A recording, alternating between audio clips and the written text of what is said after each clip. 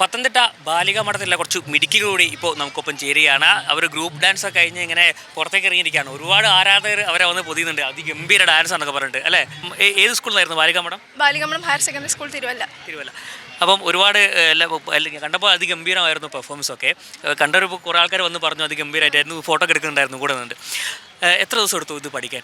ഞങ്ങളൊരു 6-7 മാസമായിട്ട് ജൂലൈ തൊട്ട് പ്രാക്ടീസ് ചെയ്യാൻ തുടങ്ങിയതാണ്. ജില്ലയിലെ മത്സരം എങ്ങനെ ഉണ്ടായിരുന്നു? ജില്ല നന്നായിട്ട് ഉണ്ടായിരുന്നു, നന്നായിട്ട് ചെയ്യാനൊക്കെ പറ്റിയായിരുന്നു. ഇതിൽ ഞാൻ കണ്ട ഏറ്റവും വലിയ പ്രത്യേകത എന്താ അറിയാം? ഒരേ കളർ ഒരേ ഡ്രസ്സിൻ്റെ ഒപ്പം തന്നെ ഒരേ കണ്ണാണ്, അതായത് ഒരേ കളർ കണ്ണാണ് എല്ലാവർക്കും സെറ്റ് ചെയ്തിരിക്കുന്നത്. അതെ അതെ. ഇത് ഈ ഐഡിയ ആരായിരുന്നു? കണ്ണിൻ്റെ കൂടെ ഐഡിയ ആരായിരുന്നു? ഇതെല്ലാം ഞാൻ സൂരജ് സാറാണ് ഞങ്ങൾക്ക് മേക്കപ്പ് എല്ലാം ചെയ്തു തന്നത്.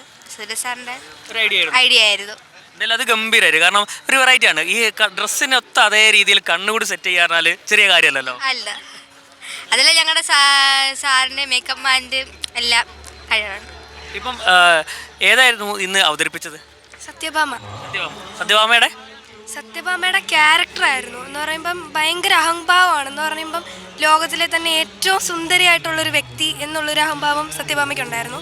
അപ്പം ഞങ്ങളെല്ലാവരും ഒരേപോലെ സത്യഭാമയുടെ ആ ഒരു ക്യാരക്ടർ ഒരു 10 മിനിറ്റത്തേക്ക് ഞങ്ങളെല്ലാവരും സത്യഭാമമാരായിരുന്നു. സത്യഭാമയായിട്ട് ആടി തിമിർക്കുകയായിരുന്നു സ്റ്റേജിലല്ലേ? അതെ. ഈ പഠിക്കുമ്പോൾ ഇപ്പോൾ 10ാം ക്ലാസ് പഠിക്കുന്നവരൊക്കെ അല്ലേ കൂടുതൽ? ആരൊക്കെയാണ് 10ാം ക്ലാസ് പഠിക്കുന്നല്ലേ? 4 പേര്. അപ്പോൾ എങ്ങനെയായിരുന്നു ഈ 10ാം ക്ലാസ്സിൻ്റെ ഈ പഠിത്തങ്ങളൊക്കെ? ക്ലാസ്സിൽ കയറിയിട്ടേ ഇല്ല. ജൂലൈ തൊട്ടുള്ള ക്ലാസ്സിലൊന്നും കയറിയിട്ടില്ല. എക്സാമിന് ക്ലാസ്സിൽ പോകും, പിന്നെ തിരിച്ചു വരും. അത്രേ ഉള്ളൂ. വേണ്ടി ഇറങ്ങിയേക്കുക. ഫ്രണ്ട്സൊക്കെ നല്ല സപ്പോർട്ടാണ്. നോട്ടൊക്കെ അയച്ചു തരും. ടീച്ചേഴ്സ് ആണെങ്കിലും പിന്നെ ശേഷം പറഞ്ഞു തരും. അപ്പം എന്തായാലും പഠിത്തം നമുക്ക് കലയ്ക്ക് ഒരു പ്രശ്നമല്ല എന്നാണ് നിങ്ങളൊക്കെ സൂചിപ്പിക്കുന്നത് അല്ലേ? അതെ. പഠിത്തത്തിനൂടെ നമുക്ക് ഈ കലയും മുന്നോട്ട് പോവാം. അപ്പം ആരാ പഠിപ്പിക്കുന്നതൊക്കെ നിങ്ങളെ പഠിപ്പിച്ചിരുന്നത്? കൃഷ്ണാനന്ദ് സാറും ഗോപികൃഷ്ണൻ സാറും. കൃഷ്ണാനന്ദ് സാർ ഇവിടെ ഉണ്ട്. സാറുണ്ടോ കൂടെ? അതാണ് കൃഷ്ണാനന്ദ് സാർ. ഈ വീട്ടുകാരൊക്കെ സപ്പോർട്ട് എങ്ങനെയായിരുന്നു? കാരണം ഈ ക്ലാസ് 10ാം ക്ലാസ്സിൽ പലരുണ്ട്. അപ്പോൾ ക്ലാസ് കട്ട് ചെയ്ത് പോകുന്നു. വീട്ടുകാർ നല്ല സപ്പോർട്ടാണ്. പഠിക്കാൻ ഞങ്ങൾ സൈഡിൽ കൂടെ ഡാൻസും അങ്ങനെ കൊണ്ടുപോകണമെന്ന് മാത്രം. ഇപ്പം നമ്മളറിയാം ജില്ല വരെ ഭയങ്കര ടൈറ്റ് കോമ്പറ്റീഷൻ ഉണ്ടായിരുന്നു. ജില്ലയിൽ നിന്ന് ഇങ്ങോട്ടൊക്കെ എങ്ങനെയായിരുന്നു? ജില്ലയിൽ നല്ല ടൈറ്റ് കോമ്പറ്റീഷൻ ആയിരുന്നു. പിന്നെ സ്റ്റേറ്റിൽ ഞങ്ങൾക്ക് ഭയങ്കര ആഗ്രഹമായിരുന്നു ഇവിടെ വരെ വരണമെന്ന്. അതിൽ വന്നതിൽ ഭയങ്കര സന്തോഷമുണ്ട്. എന്ത് തോന്നുന്നു ഇപ്പോൾ സ്റ്റേറ്റിൽ ഒന്ന് മത്സരിച്ച സാർ?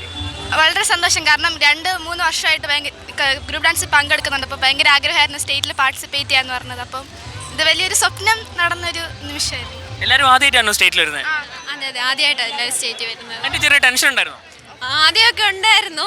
പിന്നെ കയറുമ്പോൾ പിന്നെ ഞങ്ങൾക്കൊരു കോൺഫിഡൻസ് ഉണ്ട്, കളിക്കും എന്നൊരു ഇതുണ്ടായിരുന്നു. പിന്നെ അങ്ങനെ കയറി കളിച്ച് എങ്ങനെയും A ഗ്രേഡ് കിട്ടണമെന്ന് കയറി കളിച്ചു ഇറങ്ങി. അപ്പോൾ എന്തായാലും പിള്ളേർ ഗംഭീരമായിട്ട് തന്നെ ഇന്ന് സ്റ്റേജിൽ പെർഫോം ചെയ്തിരിക്കുകയാണ്.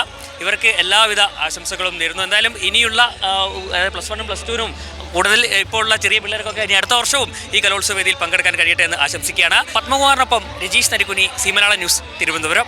ഏറ്റവും പുതിയ വാർത്തകളും വിശേഷങ്ങളും വിരൽത്തുമ്പിലറിയാൻ സി മലയാളം ന്യൂസ് എല്ലാ ഡിജിറ്റൽ പ്ലാറ്റ്ഫോമുകളിലും ലഭ്യം.